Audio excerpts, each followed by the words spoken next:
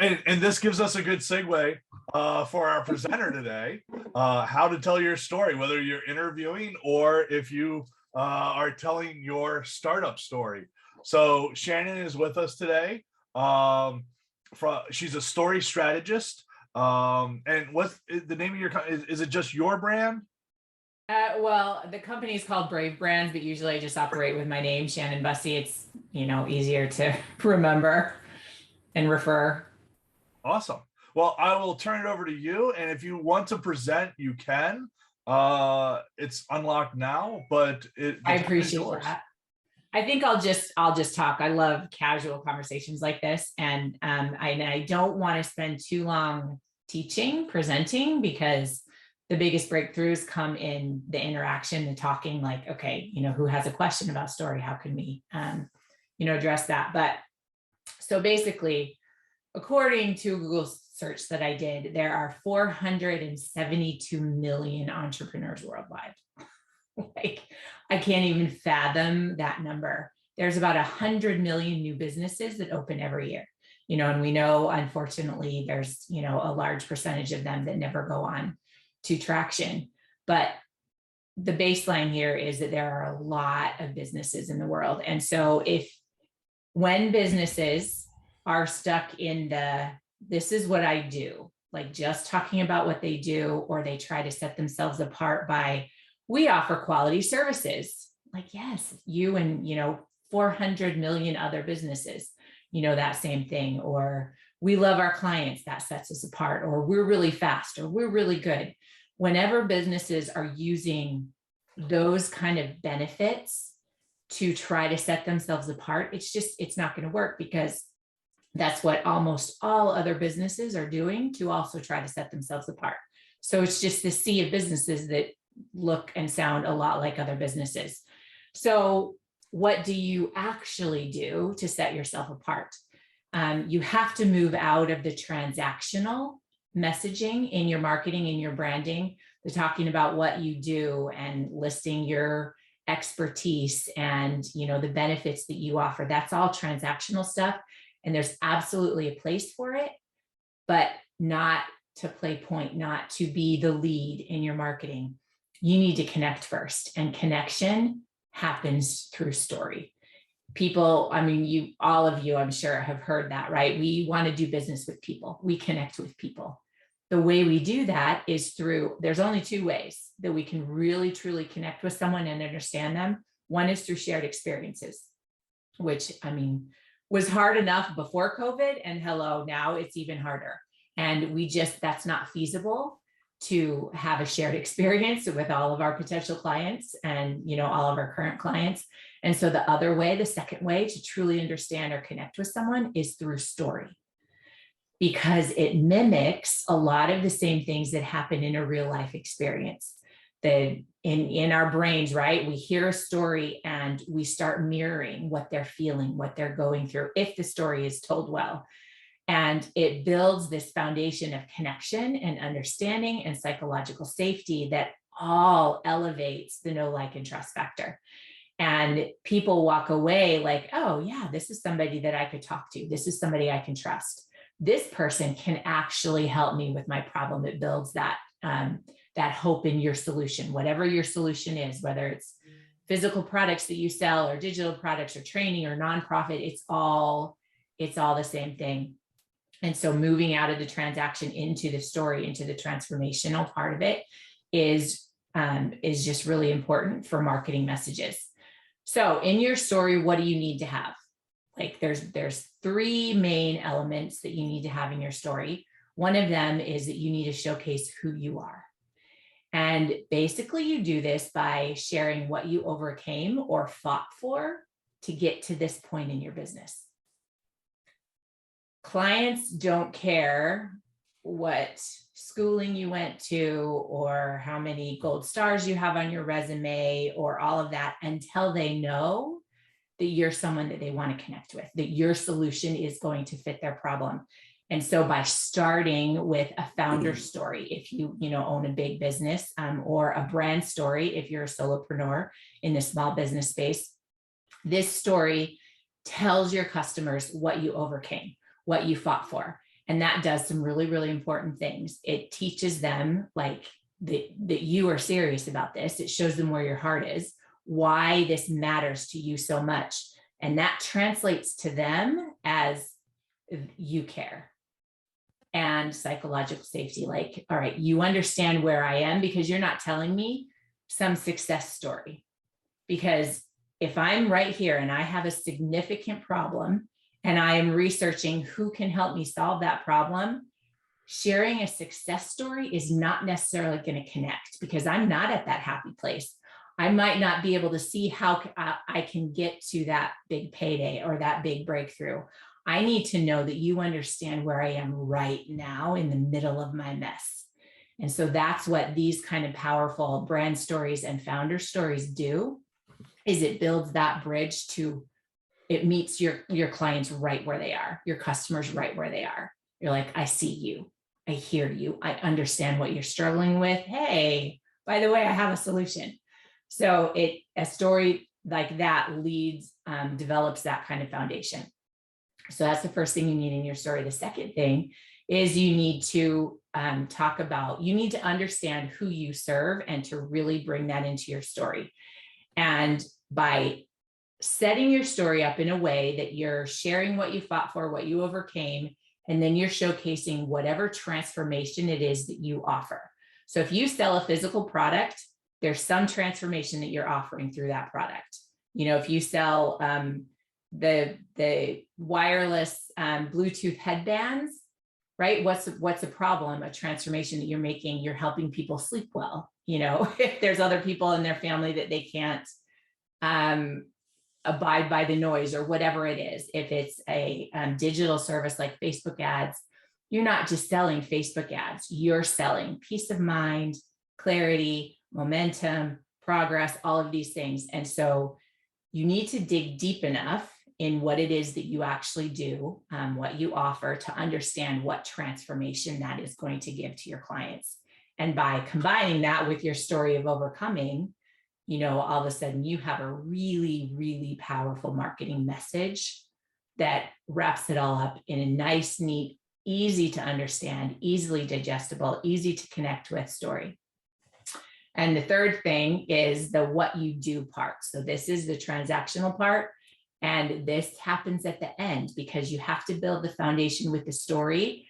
And then you get to the end where you're talking about what you do. And this is kind of where you like plant your flag and like, this is why I work in this nonprofit organization. You've brought them through the journey with you of, I overcame this. This is the problem we solve, the transformation we offer.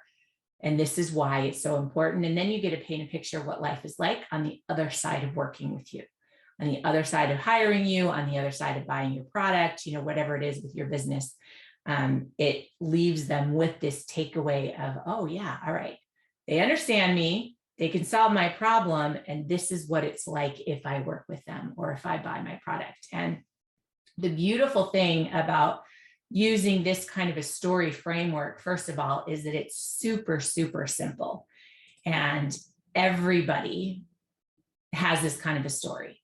You just need to maybe dig a little bit deeper than you have previously, but it will thrive and allow the human connection to really happen so that people walk away with understanding who you are at a human level and understanding where your heart is in this business. And real quick, before I kind of open it up to questions and hear what you guys have going on, and I can do a little bit of laser coaching or just answer any questions you guys have. There are three kinds of people in the world, according to me. One, there are people who say, I don't have a story to tell. And totally not true. Everyone has a story. This is, in essence, is a mindset problem. Or people haven't dug deep enough to find the story and find the beautiful alignment with, you know, what they do. So I don't have a story to tell. Not true. That's a mindset issue. Second kind of person is somebody who says, I don't know how to tell my story. And this is simply a structure problem.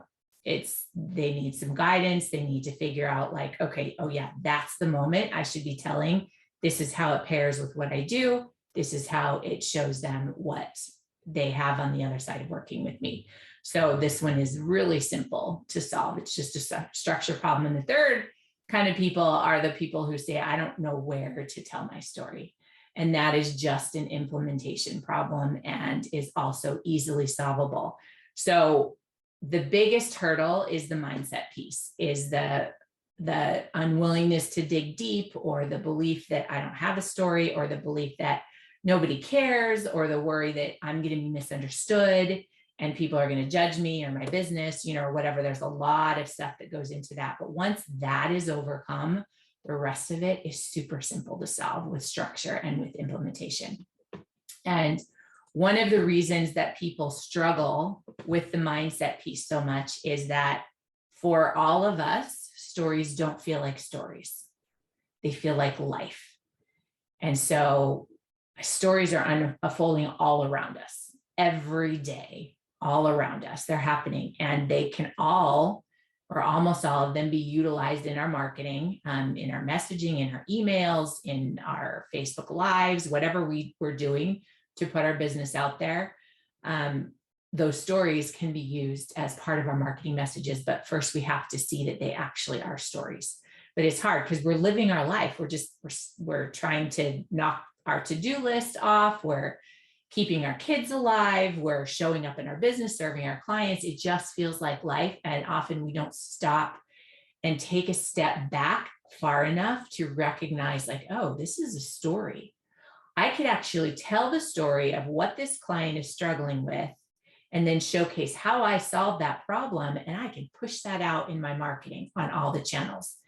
And it becomes a fantastic story that builds that hope in my solution and trust in me as a person. The second thing that people forget to do sometimes, or are unwilling to do, is look in their dark corners. And this is almost always where the most significant power in your story is. It's in your failures. It's in the times where you messed up. It's in the times where your life was a complete shambles and you didn't know how to get out of it, where to go. It's in those, like Steph right now is in a liminal space. It's a space of possibility. She's like, there's some things that I'm shutting the door on, I don't want to do. There's some other things that I want to open the door on. I want to step into something new, but I'm right here in this really messy space and it feels uncomfortable. And sometimes there's fear there and I don't know how to get out of this, but there's also tremendous possibility because she gets to become something new and step into something new. And you can't do that unless you're shedding a lot of the old stuff that you've been carrying around, or the old stories that you've been telling yourself. And so looking at your dark corners, I can't stress this one enough. Sometimes people really worry about this because it feels messy and it feels vulnerable. I mean, for me, I'm running my business and I'm dedicated to serving in this space because of one of the most destabilizing, messy experiences of my life. I was a stay-at-home mom for 19 years and was very comfortable in what I was doing, what I was building. I knew who I was, my identity as a mom, how I showed up and I served my kids. And as time went on and things started disintegrating a little bit in my marriage, and I was really confused, I didn't understand what was happening. And I discovered this whole narrative that my husband was creating, where I was cast as a complete villain. And there were all kinds of crazy accusations and untruths and all kinds of messiness there. But when I discovered that, it shattered a lot of parts of me, of my identity, of how I showed up in the world, where I belonged. And it was really hard. I mean, the hardest thing that I've ever been through. But discovering that there was this whole hidden, covert narrative where I was being cast as the villain presented me with this amazing opportunity to say, oh, hell no, I am going to choose something different. I am going to be someone different. And through a lot of education and a lot of coaching and a lot of therapy, I was able to understand what was actually going on, and it allowed me the chance to choose who I wanted to be and how I wanted to show up in the world, how I wanted to serve. And so I took my little fledgling photography business that I was doing, and then all of the skills that I learned in that business, because what was I doing? I was really creating visual stories for people. I saw who they were. I saw what they needed, if they needed a website, if they needed, some branding images, if they wanted family photography, whatever it was, I was looking at who they were and I was creating visual stories. And so that training, plus I took a lot of marketing certification courses, and I was able to marry those two things together and realize that it's the stories that we tell ourselves that form the stories that we tell other people. And at the heart of any business, you can't really show up in a big way unless you've done some work to work through those things, that you've laid aside the stories that you've held on to from childhood or from your early life that are holding you back, that are limiting you. Not understanding the power that you bring to your business and the transformation that you can offer your clients, uniquely you, because of the path that you've walked, then a lot of impact is left on the table if we don't do that. And so, my business grew out of one of the worst moments of my life, but I wouldn't trade it for the world, because I get to show up and I get to serve every day, help people find the power in their stories, help them find their rally cry, help them find the movement that's hiding in their story that they didn't see because it was buried underneath just the life that they were living. And the beautiful part about this work is that when people go deep enough to really find the story that they should be telling to themselves and in their business, to their clients, it allows them to show up in a whole new way and create much deeper impact, much greater impact, because they're stepping away from the transactional marketing messages and they're getting to the heart of it, which will always land more powerfully with clients, with nonprofit groups that you want to work with educators, because that's what people respond to. It's that human connection, that human interaction. Business will always be about relationships. And that's where stories thrive, is it builds those relationships. It allows you to be seen and heard. It allows your clients to understand that you do actually see them and hear them. And so when there's vulnerability in your story, it's actually a really powerful thing, because it connects with people at a much deeper level than it would if you're just talking about, listing off the 10 great things that my product does or my service offers. So, give yourself a chance to understand how your story impacts their story. And then it opens up a whole different way of interacting and relating to your clients. And that is kind of a wrap up of my formal part of the conversation or the presentation here. But I would love to answer any questions you guys might have about using story in your marketing, or how do I find my founder story, or what do I do? What do I avoid? What do I include? Any questions that you guys might have, or if somebody has, I think this is my story, we can workshop it a little bit or do a little bit of laser coaching.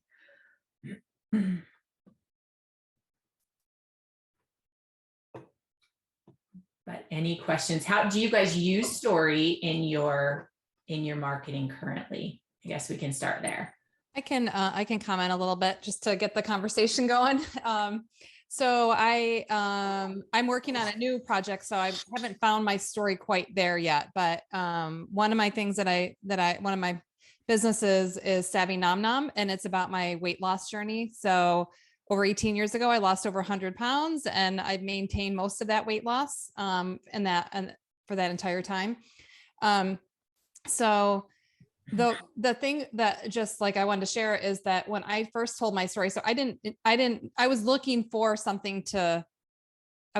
to create a membership type site. I didn't know what it was going to be. And I was thinking about what I could do. And when I really thought about it, I realized my food story was one I'd never shared. like publicly at all. It was one I kept close and I didn't want to share. So a lot of times I think if you look at what is the thing you don't want to share, maybe that's the thing. Almost always. Yeah. And I was like, so much so that when I finally decided I'm going to share this and put it out and see how people respond, I cried for like 3 days because it was so raw, because it was something I thought everybody could see the weight on me. You can't hide 100 pounds, but, I thought that I was like safe inside my little shell and nobody saw what was going on inside me. So I didn't want to share it. So when I shared it and I opened up about it, it was like this, it was just so raw and it just felt so vulnerable.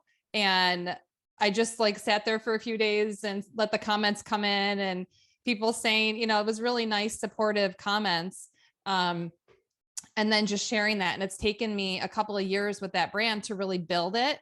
And really like it's been off and on that I've been working through that particular brand. And I often think like I have to go back and look at my story on my site because I have it right there on the, a couple different places on the site. And I think it needs to be refined.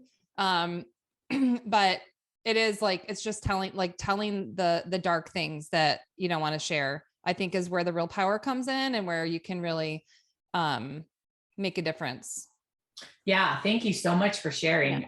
Yeah, it's true. And especially in that kind of a niche, it's perfect because you are helping people. They're in the mess. They're in the, like you have to meet them where they are. And so that alignment is fantastic. And sometimes, yeah, it doesn't occur to us to share, oh, I should be telling this story, because we're in our heads and we're living our lives. And then, unless we stop and really put ourselves in their shoes, what they're thinking. I do want to mention here. So that's a perfectly aligned story for your goals there. If we switch gears to, say you have a big company,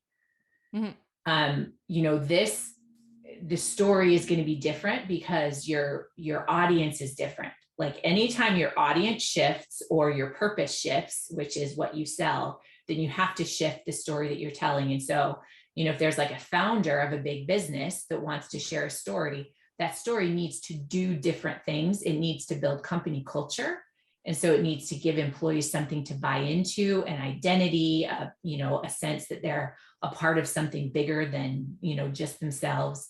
And it needs to show their clients like what the transformation is that their business offers. And so the cool thing is that the structure of the story is pretty much all the same. It just shifts a little bit depending on what setting the story is being told in and what that story needs to do, with the words that you're using in your story.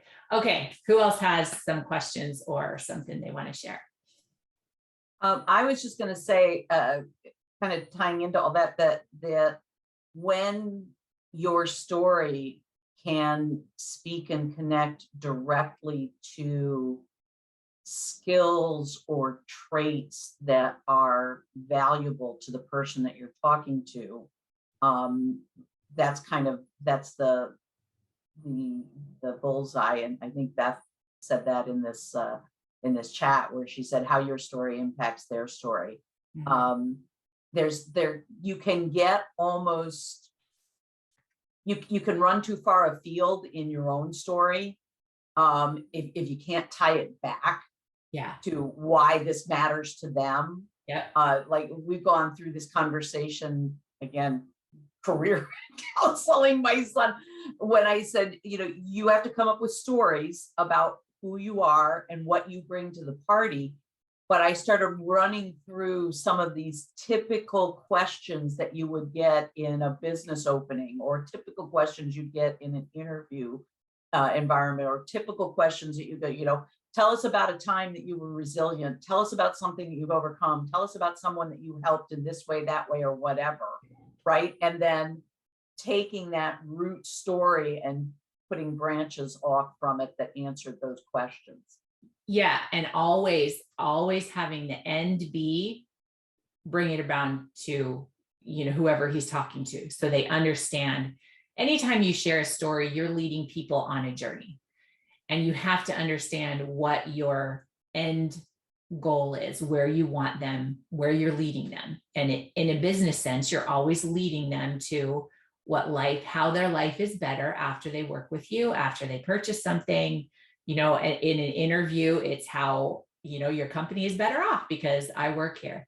So understanding what the end goal is important, because when we share a story, especially in these kind of settings, I mean, it is our story. It is about us, but we're not the hero of these stories. I mean, if any of you guys have read Building a Story Brand, right? This is kind of one of his pivotal concepts that comes out of that. Your clients are the hero. And so you need to tell your story. In the case of a job interview, it's the interviewer and their business. They're the hero of your story. And so by structuring your story in a way that you're talking about your journey, but they're the ones that are getting invited into this path and actually like seeing how they can change, how their life can be made better. That's the subtle shift that turns, okay, that's a good story, into oh my goodness, like this really, really impacts your marketing, your business, your company culture, your interviewer in a huge way. And it's not hard to do. Story is so fluid that it's usually just some subtle shifts of language, maybe changing the structure of the story a little bit around, but it allows the person to see themselves in your story and to want to walk the journey that you're laying out for them in your story. Thank you for bringing that up. Who else? Yeah, it always goes back to what's in it for them. Yeah, You legitimately. really want to connect with somebody, the story is good, but if you connect a story that they go, oh, this is about me, then you really, it answers, why should I care? And unless a client can really they grasp that really quickly from your messaging, why should I care, that they're going to bounce, right? There's 400 million other businesses that they can go do work with. But if there's a human connection of, oh, they understand me, oh, they are going to help me, then that changes everything. And they're, going to be drawn more towards you than their competition. So I think, as I mentioned earlier, I have Tourette's. I was diagnosed at 2. I had my first symptoms at 2. I also started playing drums when I was 2. And throughout my life, drums was like my saving grace. When I drum, I don't have any symptoms. And it helped me throughout so much of my upbringing. And so when I was 20, I started a drum company to give back what drums did for me. And I'm 39 now. So throughout my drumming career, I have a story, and I fit into the 2 categories. So I want to ask you about that. Okay. But when I was doing, for like more than a decade of doing my drum business, working with a lot of people, really discovering how drums helps them and what they need. My story was mentioned in the New York Times bestseller book. It was mentioned on BBC, PBS Nova, other publications and press. So I have a story, but what I decided to do is I wanted to invent this technology to basically do the same thing for people to get the benefits of music and drumming and those effects like stress reduction, sleep, etc. Anytime, anywhere, in schools, help them where they work, wherever. So my challenge with my new business that I just started up with this new technology that I'm having, I need that structure of telling that story that you mentioned. Well, okay. So the great news is that the alignment is already there, because you're still serving, in a similar way, and your core story. I mean, like, that's your brand story. That's your founder story. And all it needs is a little adaptation. And so the way I teach story when I work with clients, it's very much a modular system, and so we develop a core story, and then, we add in some experience, expertise, and then we add in kind of the transformation. But you can just take out a whole section and insert it with something new if you have a new business. And so, for you tell that story of starting when you were young, of struggling, of what drumming did for you. And then instead of saying, and that's why I build drums to help other people do this, you would say, and this is why I am starting this technology company that does this and this and this for my clients. And so the beginning of your story is the same. You're just taking them on a slightly different branch, of a journey, but then you're ending them in the same place with these are all the things that this can benefit you. This is how this benefits your life and how it, fills you in. So the good news here is that that's a really, it's a really subtle shift because the alignment is already there. And if your story has been featured on all of those places, right, it's super powerful and people connect to it. And, and it's going to help you get traction, with your new business too, because people can grab onto it. Everybody wants to feel like they're participating in something that's greater than they are. And so when you can dig deep enough, like you have, to find the movement, because you're not just telling a story about how you got where you are and how your business started. You're telling a story of a company that cares so much about how music and drumming can change somebody's life, that's why you're doing what you do. And that's a movement that people are like, yeah, like I want to carry this flag. I want to, this is a rally cry that I can participate in. And so, kudos to you that you've done that work and you have dug deep enough to find that, that rally cry in your story. You can shift it for your, company. That won't be hard. Okay, cool. Thank you. And so for you, like if your tech company is a bigger, like employees and, more, your story can also create that company culture, because anytime there's a movement or a rally cry in a story, that's going to happen, and that all of your employees will be really clear on what you're building, where they are a part of it, they're a piece of it, they're an integral, part of the team. And so they feel valued, they feel belong, like they belong and they have an identity within your business, which your story can absolutely do. I'm just going to break in just for a second. I think Matt's new to Zoom. Matt, at the bottom of Zoom, if you go down, you'll see a button that says chat, and there's a lot of chat going on that I'm not sure you're seeing. Oh, I'm not. Okay, thank you. Yeah, Beth, there's a lot of chat going on that you're not seeing, Beth.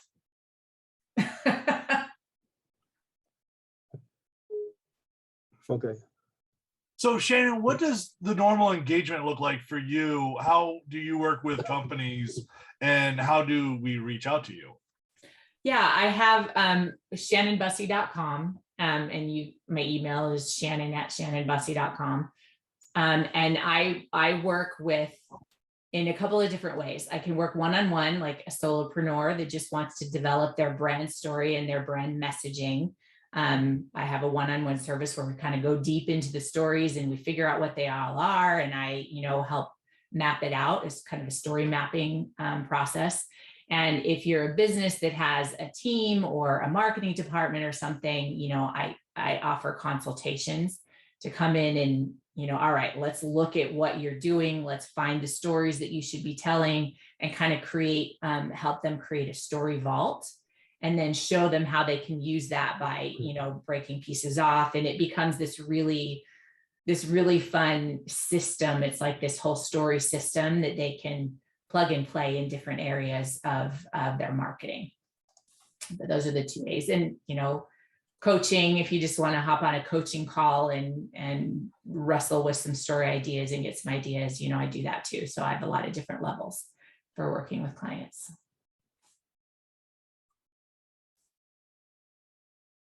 And Beth, I know, Beth, you are in the nonprofit space. And I know that, nonprofits run on stories. Hugely. Sometimes it veers into manipulation, but, sometimes it's just heartfelt, true connections. And so nonprofits really understand that, finding the rally cry, the movement in their stories or, in the people that they work with. And so I'm sure that you are familiar with story in that sense. So, I'll follow up on that. Oh, I'm sorry, Beth, go ahead. Go ahead. No, I just said, I love story. I'm here for story. I'll add into that, because not only was I in the nonprofit world, but I was in the fundraising side of the nonprofit world. And there is if you ever really want to see a lot of information about how to make stories work super well. There is a blog called The Donor Voice. It's not just all about nonprofit and fundraising, but they do a tremendous amount of behavioral science research behind how fundraising stories work for people. You mentioned the manipulation point, which is really kind of funny. But for years, they have been recognizing the importance of creating a story that connects to that individual. So not just, pulling on heartstrings and telling what we call poverty porn. The pictures Oh, of that's the a poor fantastic phrase. puppy in the mud and the pictures of the small child who's struggling and all of that. But they talk about more the importance of really finding how you connect an individual to your mission. And that goes more to the deeper storytelling aspect.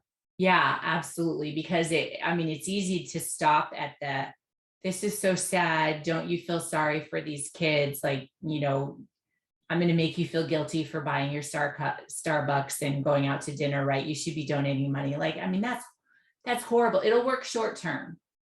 But the stories that are told in a way that empower the donors, that let them see the change that they can create, the impact that they can have, like the difference that they're making in the world, are always going to be more long-lastingly powerful. And they're inspiring for everybody. They're the kind of stories that don't walk away, you don't walk away from feeling kind of like, just icky. It's done in a way that inspires everybody that is sharing it or hearing it, and empowers everybody that's sharing it and hearing it. And that really all boils down to intention. If the intention is solely I want to get as much money as I can, that's, manipulation tactics are going to work really well for you. But if your intention is to legitimately serve people, legitimately help people, telling an impact story, and offering that invitation, and really having those messages that help people understand how they fit and how they're giving and making a difference, are always going to land better. And, comes down to a choice, I guess, in what your purpose is in sharing your message.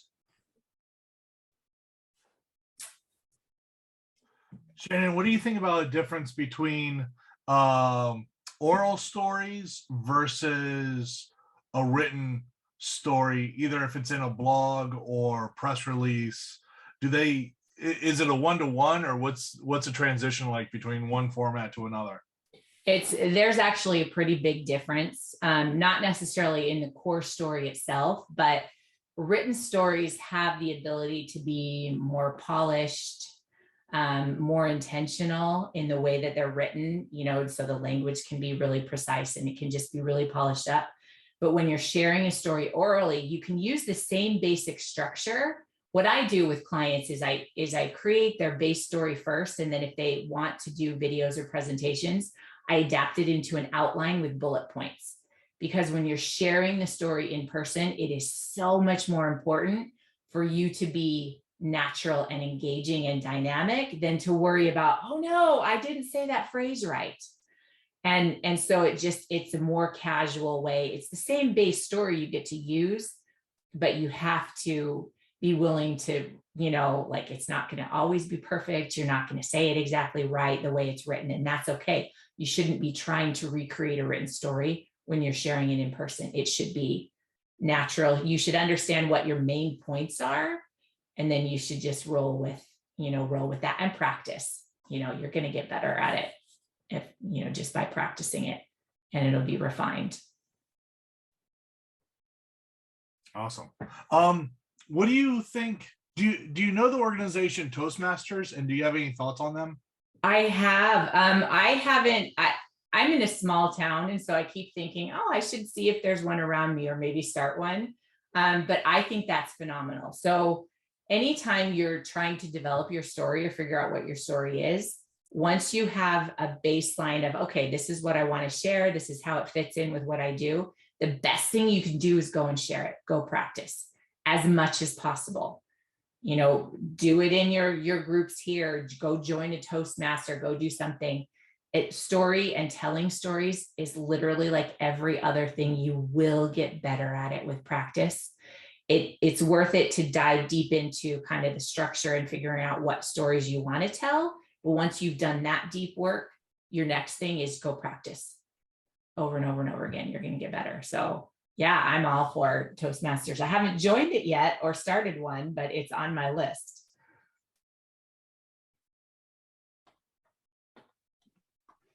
How about building confidence?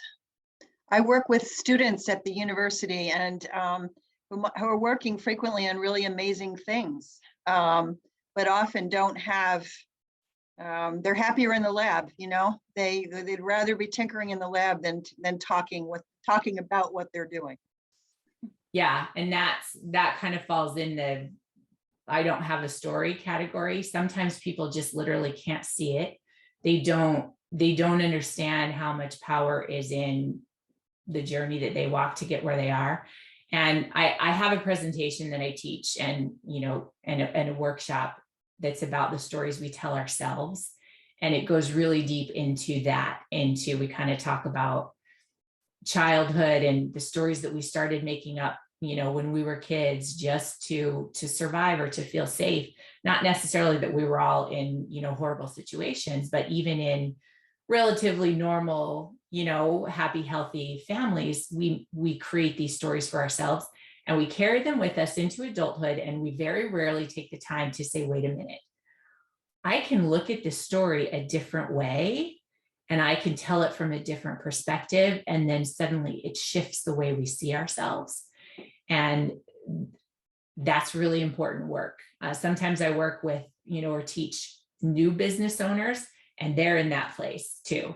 They're feeling like, you know, imposter syndrome. They're afraid of success. They're afraid of failure. They're, you know, in their own head, they're overthinking, or they're just not stopping to share their story. They would rather be working on other areas of their business, you know, like your students there. And so digging deep into that, like, all right, what stories are you really telling yourself? Okay, how can we shift those? Those are some of my favorite moments when I work with clients, when they kind of sit back and they're like, huh, my story is really compelling. It's like, yes, it is. You know, it's all there. They just didn't take the time to see it. So story, I would say, you know, story is a fantastic thing to talk about with them, you know, if they're in that space, kind of, you know, they're unsure, they rather, you know, keep staying in their comfort zone or whatever, do that work of looking at what stories they're telling themselves.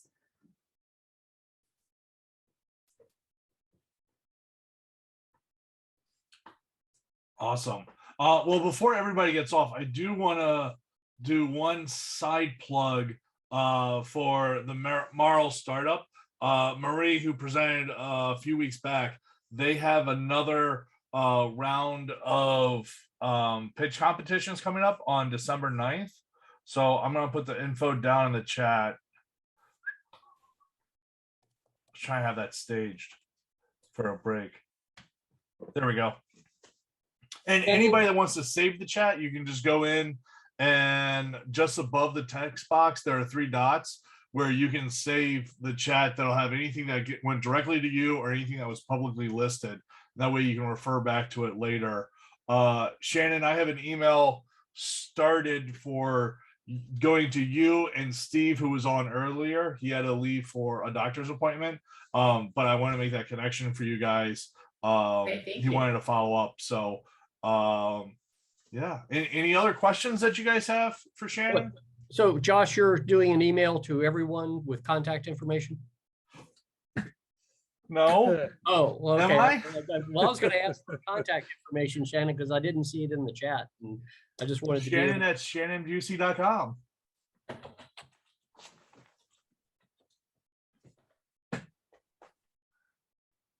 Beautiful. Thank you. Yeah, absolutely. And I'm really active on Facebook too. So you can look me up on Facebook and, you know, feel free to message me there or just email me. Yeah, that's not me. I'm not on the Facebook.